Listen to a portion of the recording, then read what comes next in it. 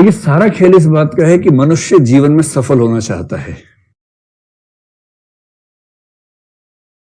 तो सब लोग चाहते हैं कि हमारे अंदर वो चीजें पैदा हो जाएं जिनसे व्यक्ति सफल होता है। और जो बच्चे स्कूल में बहुत गंभीरता से पढ़ते हैं वो इसी चक्कर में पढ़ते हैं कि इससे वो जीवन में सफल हो जाएंगे। इसी भाव से पढ़ते हैं ना, बचपन से HW ठीक से करते हैं, यहां तक कि CW भी ठीक से करते हैं स्कूल जाने के बाद, इस उम्मीद से कि आगे चल के वो बहुत सफल होंगे।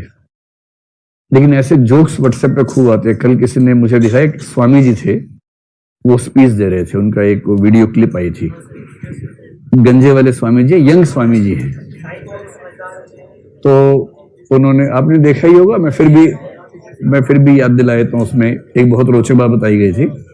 उसमें क्या था कि स्कूल में या कॉलेज में 5 तरह के बच्चे होते हैं। एक वो है जो साइंस पढ़ते हैं, नंबर 2 वाले कॉमर्स पढ़ते हैं, नंबर 3 वाले आर्ट्स पढ़ते हैं, नंबर 4 वाले 10वीं तक ही पढ़ पाते हैं, नंबर 5 वाले बिल्कुल भी नहीं पढ़ते हैं। ठीक। और जीवन में सफलता का क्रम इसका विपरीत रहता है उस वीडियो के हिसाब से। वास्तविकता नहीं पता मुझे, उस वीडियो के हिसाब से। जो साइंस पढ़ते हैं वो इंजीनियर बनते हैं, और इंजीनियर बनके कुछ बड़ा काम करते हैं, मतलब कोई सड़क बना दी, पुल बना दिया, वो सब करते हैं, सॉफ्टवेयर बना देते हैं। कॉमर्स वाले जो उनकी तुलना में थोड़े से कमजोर थे औसतन, हर व्यक्ति की बात नहीं हो रही है, कुछ लोग तो महान हो सकते हैं उनमें, वो MBA कर लेते हैं और फिर MBA के अंडर इंजीनियर काम करता है। आर्ट्स वाले उनसे भी खराब होते हैं। ये मैं कह नहीं रहा हूं, उसमें कहा गया था, मैं खुद आर्ट्स वाला हूं। और आर्ट्स वाले IAS बन जाते हैं, IAS के अंडर MBA काम करता है और MBA के अंडर इंजीनियर काम करता है। जो 10वीं में फेल हो गए थे वो नेता बन जाते हैं, फिर नेताओं के अंडर IAS काम करता है और फिर वही चेन चलती रहती है। और जो कभी स्कूल गए ही नहीं वो स्वामी बन जाते हैं, बाबा बन जाते हैं, और बाबाओं के अंडर नेता काम करते हैं, नेताओं के अंडर IAS काम करते हैं, IAS के अंडर MBA के अंडर इंजीनियर। तो बताओ आप में से कौन कौन इंजीनियर है? लेकिन ये वो वाले इंजीनियर है जो IAS बनने वाले हैं। इसका मतलब ये 2 स्टेप और ऊपर निकल जाएंगे और उसके बाद फिर नेता वेता बनेंगे तो और बड़ी बात हो जाएगी। ये बात भी सही नहीं है ना, ये बात भी हंसी मजाक वाली बात है। लेकिन आप समाज में देखेंगे तो सच में ये कहना बड़ा मुश्किल है कि जो स्कूल में पढ़ने में सबसे अच्छे थे वो जीवन में सबसे सफल होंगे। ऐसा बिल्कुल नहीं है, ऐसा रत्ती भर नहीं है। स्कूल कॉलेज में जो पढ़ने में बहुत खराब थे उनमें से कई लोग जीवन में इतने सफल हो जाएंगे, और जो पढ़ने में बहुत अच्छे थे उनमें से कई लोग जीवन में इतने औसत रहेंगे कि आपकी एकेडमिक क्वालिफिकेशंस, आपके स्कूल कॉलेज की उपलब्धियां और आपके जीवन की सफलताओं में लिंक सीधा है नहीं। इसलिए दुनिया का हर समाज सोचता है कि हमें सफलता का लिंक समझ में आ जाए तो हम उसी पे काम करें। तो सफलता किस चीज से मिलेगी, इस पर सोचते सोचते अंत में एक शब्द पे बात आके टिकी है, वो है एप्टीट्यूड। कि एप्टीट्यूड से आप अनुमान कर सकते हैं कि व्यक्ति की सफलता कितनी जीवन में है, और यह अनुमान कर सकते हैं कि कौन से क्षेत्र में व्यक्ति जाएगा तो सफल होगा। और इस वजह से सफलता की भूख ने यह मजबूरी पैदा की कि हम एप्टीट्यूड को समझने का प्रयास करें। और एप्टीट्यूड क्या है?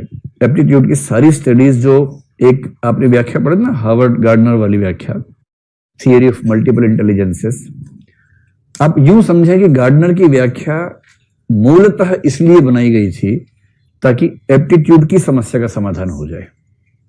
मैंने उस समय भी ये बात कही थी आपसे, समस्या थी एप्टीट्यूड को पहचानने की, समाधान के तौर पे आ गई थियरी ऑफ मल्टीपल इंटेलिजेंसेस। तो सबसे पहली बात, कोई आपसे पूछे एप्टीट्यूड क्या है, तो उसको बोल देना भाई 4 बातें ध्यान से सुन लो, अगर ये चारों हैं तो इसका मतलब ये एप्टीट्यूड है। आपके नोट्स में बहुत स्पष्ट रूप में इसके बारे में वर्णन किया हुआ है। तो एप्टीट्यूड क्या है? किसी क्षेत्र विशेष, है ना, कोई ये नहीं कह सकता कि मेरे पास तो ऐसा एप्टीट्यूड है कि मैं किसी भी क्षेत्र में कुछ भी कर सकता हूं ना। किसी क्षेत्र विशेष या क्षेत्रों का समूह भी हो सकता है कि आप इन 2-3 क्षेत्रों में आप अच्छा काम कर सकते हैं, ऐसा हो सकता है। किसी क्षेत्र विशेष में यदि प्रशिक्षण दिया जाए,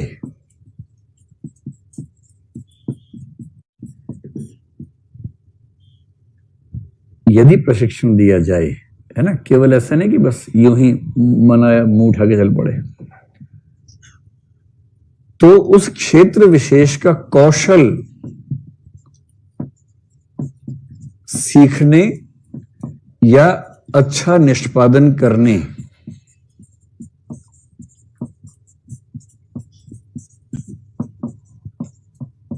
की प्रबल संभावना, गारंटी इसके बाद भी नहीं होती है, प्रबल संभावना होती है।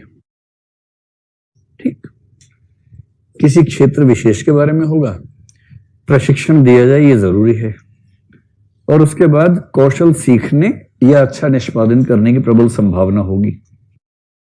और ये तीनों चीजें जिस चीज पर लागू होंगी, अगर मैं कॉमन एक बात कह दूं, वो है ऐसी विशेषताओं या क्षमताओं का समूह।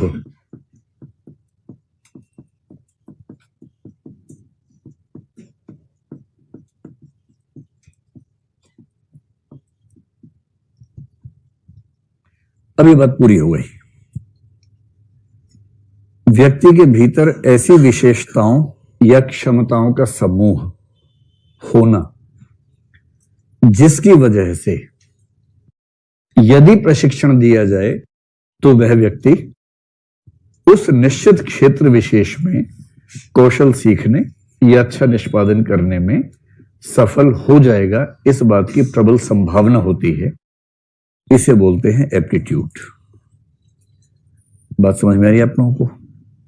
आप ये चाह रहे हैं कि मैं ये वाक्य बोल के लिख पाऊं, या इससे जोड़ जाड़ के लिख लेंगे आराम से? क्योंकि परीक्षा में याद भी नहीं रहेगा, परीक्षा में तो खुद ही लिखना होगा, वाक्य अपने आप ही लिखना होगा। ठीक, तो मैं फिर से बोल देता हूं अपनी रिवीजन के लिए, ताकि मुझे ठीक से याद हो जाए। तो पहली बात, किसी व्यक्ति के भीतर ऐसी विशेषताओं या क्षमताओं की उपस्थिति जिनकी वजह से यदि उसे किसी क्षेत्र विशेष से संबंधित प्रशिक्षण दिया जाए तो उसके कौशल को सीखने या अच्छा निष्पादन करने की संभावना अत्यंत प्रबल होती है। उन क्षमताओं या विशेषताओं के समूह को कहते हैं एप्टीट्यूड, यानी कि अभिरुचि।